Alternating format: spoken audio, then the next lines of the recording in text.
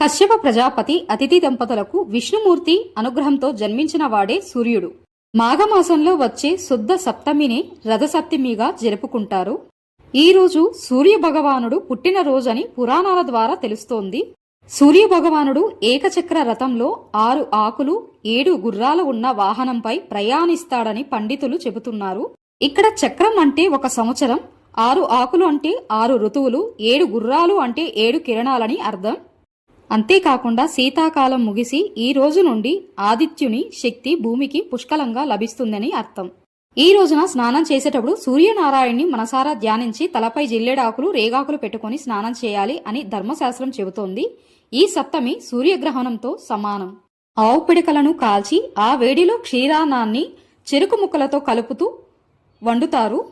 7 చిక్కుడుకాయలతో రథాన్ని తయారు చేసి అలంకరించి చిక్కుడు ఆకులలో క్షీరాన్నాన్ని పెట్టి నివేదన చేస్తారు.